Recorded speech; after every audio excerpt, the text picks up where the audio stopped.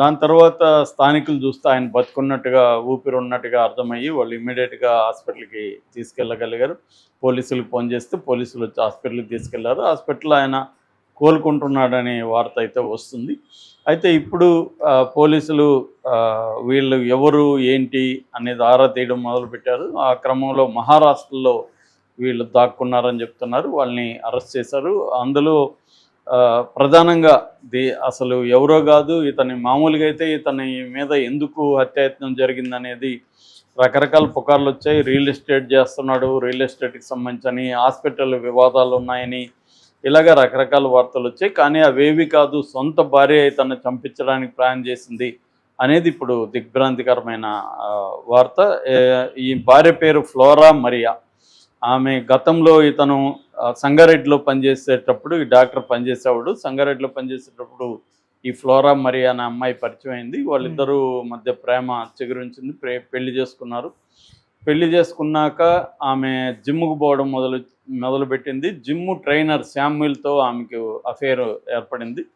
So అది ఈయనకి డాక్టర్కి అర్థమైపోయి నిలదీశాడు ఈమెని. కానీ ఈమె మార్చుకోలేదు. ఎక్కడుంటే వీళ్ళు లోకల్గా కలుస్తూ ఉంటారని చెప్పి ఈమెను కాజీపేట క్లినిక్ పెట్టుకొని, 3 ఏళ్లకు ముందు కాజీపేటకి షిఫ్ట్ చేసి ఈమెకు కూడా అక్కడ రెసిడెన్షియల్ స్కూల్లో టీచర్ పోస్ట్ ఇప్పించాడు. ఆమె టీచర్గా పనిచేస్తుంది. సరే, ఇంకన్నా మనం ప్రశాంతంగా ఉందామని డాక్టర్ అనుకున్నాడు. కానీ ఆమె తన శామ్యుల్ పైన ఉన్న మోహాన్ని ఆపుకోలేకపోయింది. సో శామ్యుల్ రెగ్యులర్గా రావడం, కాజీపేటకి వీళ్ళిద్దరూ కలిసి గడపడం ఇది జరుగుతున్నాయి. డాక్టర్కి అదే అర్థమై మళ్ళీ నిలదీయడం, గొడవలు ఇవన్నీ జరుగుతున్నాయి. దాంతో ఆమె ఏమనుకున్నదంటే, ఇతను ఉంటే మనకి ఇబ్బంది, ఇతను చంపేద్దాము అనుకొని డిసైడ్ అయ్యి శామ్యుల్కి చెప్పింది. శామ్యుల్ దీన్ని మనం చంపాలంటే మనకేమన్నా హెల్ప్ కావాలని వీళ్ళ ఫ్రెండ్ ఏఆర్ కానిస్టేబుల్ రాజు అతని పేరు, అతను ఇక్కడ మన గచ్చిబౌలిలో ఉంటాడు. సో అతనితో మాట్లాడాడు. అతను ఈ ప్లాన్ వేశాడు. మనం అతని రూట్ ఏంటి, అతను రోజు రాత్రి ఎన్ని గంటలకు బయలుదేరుతాడు, ఇవన్నీ ఆమె వీళ్ళకి చెప్పింది. సో చెప్పిన తర్వాత వీళ్ళు ఒక ప్లాన్ వేసుకున్నారు, రెక్కీ చేశారు. ఏ రూట్లో ఎక్కడైతే మనకి ఆయన కొద్దిగా జనం తక్కువ ఉంటారు అక్కడ నైట్ అటాక్ చేసి చంపేసి రోడ్డు యాక్సిడెంట్ లాగా మనం క్రియేట్ చేస్తే యాక్సిడెంట్ అయిపోయింది, డాక్టర్ చనిపోయినాడని అందరూ నమ్మేస్తారు అనేది వీళ్ళ ప్లాన్. సో మనం ఎస్కేప్ అవ్వచ్చు. కానిస్టేబుల్ కాబట్టి తన పోలీస్ కేసులు అనేకం వస్తుంటాయి, ఐడియా ఉంది కాబట్టి తన్ని సలహా తీసుకున్నారు అనమాట. సో ఈ శామ్యుల్. సో వీళ్ళు అలాగ ప్లాన్ చేసుకొని ఇంకొక వ్యక్తితో కలిసి ముగ్గురు కలిపి వీళ్ళు వెళ్ళి అతన్ని అటాక్ చేశారు. చనిపోయినాడు అనుకొని వచ్చేసారు. ఎందుకంటే అతను కంప్లీట్గా విపరీతంగా రాడ్లతో కొట్టేసినాక అతను కంప్లీట్గా బ్లడ్ అంతా వెళ్ళిపోయి అతను స్పృహ కోల్పోయాడు. వీళ్ళు ఏమనుకున్నారంటే కదలకలేదు కదా, చనిపోయినాడు అనుకొని ఇంకా వచ్చేసారు. సో ఇది బేసిక్గా జరిగింది. ఇది ఇప్పుడు వాళ్ళని కూడా విచారిస్తున్నారు. సో వాళ్ళ దగ్గర కన్ఫెషన్ రిపోర్ట్ అవి తీసుకొని కోర్టుకు పెట్టే పరిస్థితిలో ఉన్నారు పోలీసులు. అంటే ఇక్కడ ఇంకేమైనా కోణాలు ఉన్నాయా? ఓన్లీ ఈ సోకాల్డ్ వివాహేతర సంబంధం వల్లనే ఈమె భార్య చేసింది. ఎందుకంటే ఇలాగా ఈ మధ్యకాలంలో మనం చాలా వింటున్నాం. ఇలాగా భార్య ప్రియుడితో కలిపి భర్తను చంపేసిన సంఘటనలు చాలా పెరిగాయి. యాక్చువల్గా మనమే చాలా చెప్పుకున్నాం. అంటే ఇక్కడ మనకి 2 విషయాలు కనబడతాయి. ఒకటి, మామూలుగానే ఇవాళ స్త్రీలు మల్టిపుల్ అఫైర్స్ పెట్టుకోవడం అనేది బాగా పెరిగింది. దానికి కారణాలు కూడా ఉన్నాయి. లేకపోతే నిజానికి చాటింగ్లు చేస్తున్నారంటేనే ఇటువంటి యాటిట్యూడ్ ఉందని అర్థం. లేకపోతే చాటింగ్లు ఎందుకు చేయాలి వాళ్ళతో? ఎవరితో అన్నోన్ పీపుల్తో అంతా ఎందుకు చాటింగ్లు చేస్తారు? సో ఎవరైనా ఒక అమ్మాయి మనతో చాటింగ్ చేస్తుందంటేనే ఈ అమ్మాయి ఎప్పటికొకప్పుడు పడుతుందన్న అభిప్రాయం అబ్బాయిలకి వచ్చేస్తుంది. ఎందుకంటే ఎక్కువ మంది అలాగే చేస్తారు కాబట్టి.